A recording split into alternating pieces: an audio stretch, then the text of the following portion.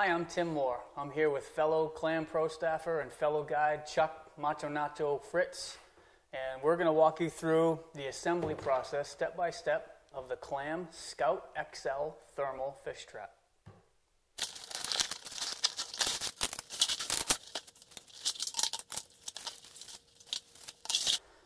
So because when I use the Scout one man, I'm always on foot, or this is sitting in the tub that's mounted on the back of my snow machine, I'm not going to put a runner kit on this. But if you were going to put a runner kit on your shelter, you'll hear this time and time again, now is the time to put that runner kit on. It wants to be the first thing you assemble or that you install on this tub before you put the shelter together, because it's going to be much easier to do it now when I can reach everything than it will be once the poles and the canvas are stretched. So if you were to put runners on it, you'd want to do it now, but I'm not going to. So we're just going to lay this down. We're going to get all our parts laid out. I'm going to go through the instructions real quick, and then we'll start taking you through each step as we get it done, and any little tricks or things you might want to watch out for along the way.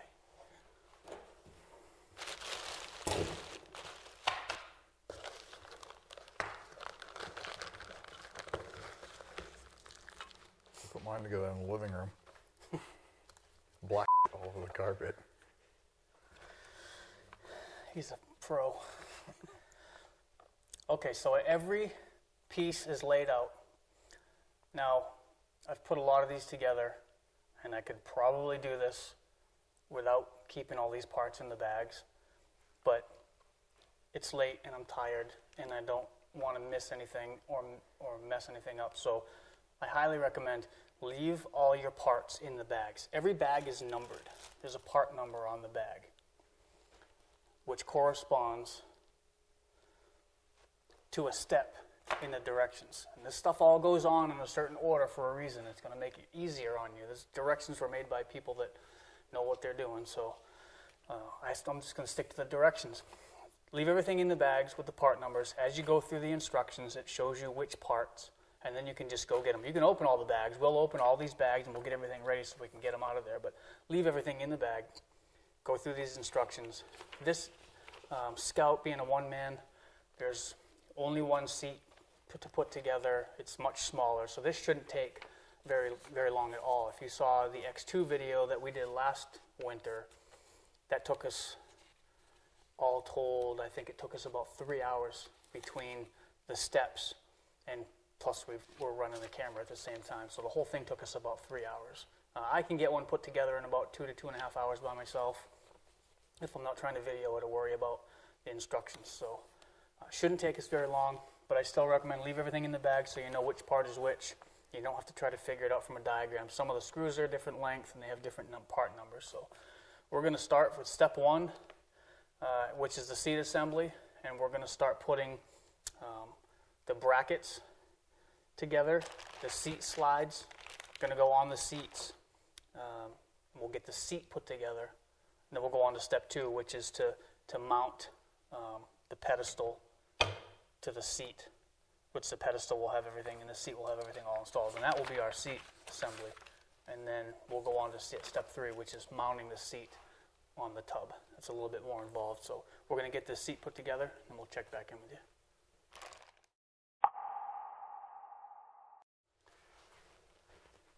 Okay, so we got the seat brackets put together. We've left these loose. You're going to want to leave these brackets loose because you want room to adjust them so that your poles slide through nice and perpendicular and square. So we left these just a little bit loose. Next thing we're going to do is we're going to mount the poles that the seat slides on and the brackets and everything to the tub. And we're going to get this all squared up. We're going to use these. These are the brackets that you attach to the tub. I'm going to use those for the poles. Get everything all mounted. Make sure that the seat is square so it slides nice. And then we'll go on to, that's steps 3 and 4, and we'll go on to step 5. One trick, you can do it now or you can do it later, it doesn't really matter, but 100% silicone. Spray it on a rag, a paper towel, and wipe these poles down with that. Do that 2 or 3 times throughout the year. If you notice that your seat starts to get a little bit sticky, spray them down again or wipe them down again with 100% silicone. That's going to make that seat slide back and forth really, really smoothly. It's going to help prevent wear on the inside of these brackets too. So we're going to get this all mounted up. We'll check back in with you after that. Okay, we got the seat all assembled and mounted.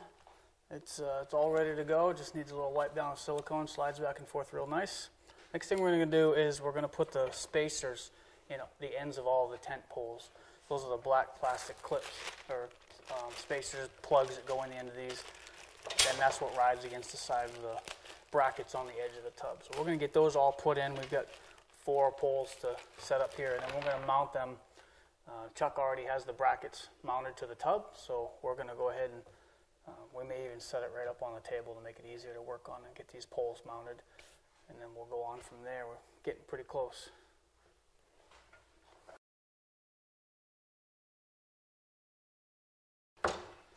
Cool, so we got the seat in. The tent poles are all assembled, all except for the front porch pole, which is a pole that lays on the ice. We're going to put that in last because it has to go through the front of the tent. So we're just about ready. We're going to space these poles, put the spreader bar in the back, right? And I think we're ready to stretch the tent over the whole thing. Let's do it.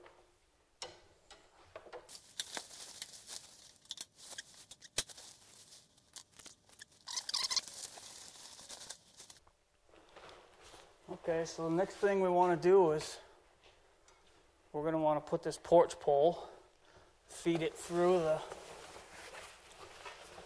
sewn-in pocket parts across the front of the shack.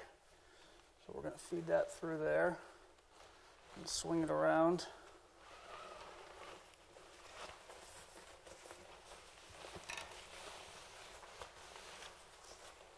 And then we can fasten these poles to that last remaining hole in the bracket.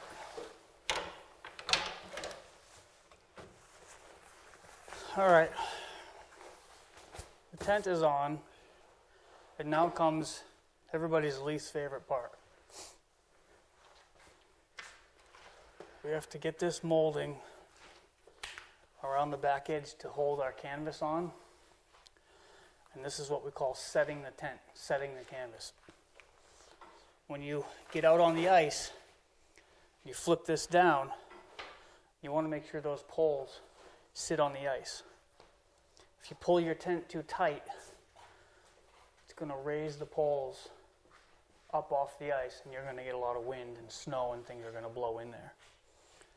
Very first one I ever put together, I put together on a wooden floor that had a sag in the middle. It was right in the middle of the floor. When I set my tent, it was up about 2 inches higher out where the porch pole was. When I got it out on the ice to use it the first time, I went to drop it down, and the porch pole was about 2 inches off the ice. So ice is generally going to be level. You want to make sure you're on a level surface when you do this. We're going to heat this up. And the best way that we found, the safest way to do it, is to get a bucket of hot water and just coil it up and put it in a bucket of hot water. You can put it in a pillowcase and throw it in the dryer for a few minutes to get it soft. And it's also handy to have a hairdryer with you because it will eventually stiffen up as you're working with it, because it's not a very fast process to put this on.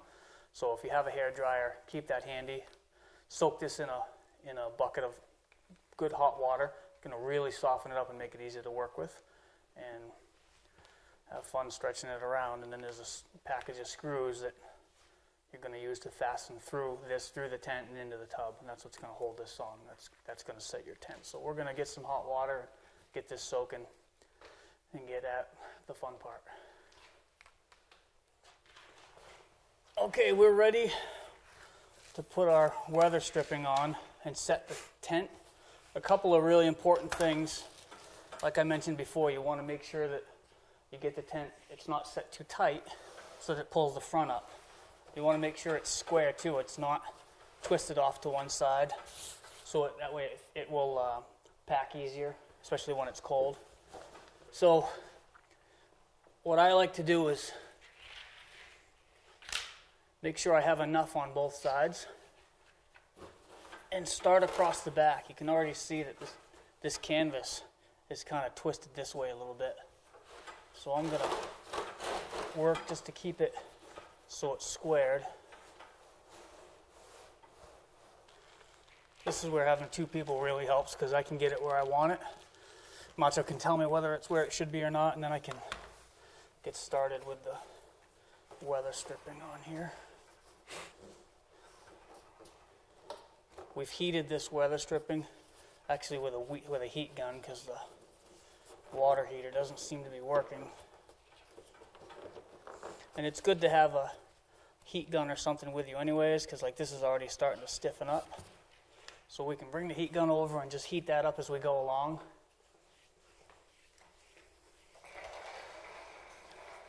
And although this is fire retardant, you don't really want to hold your heat gun on this, so heat it down here. Just give it a quick, just to soften it real quick so I can get it started. How's that look? Plenty.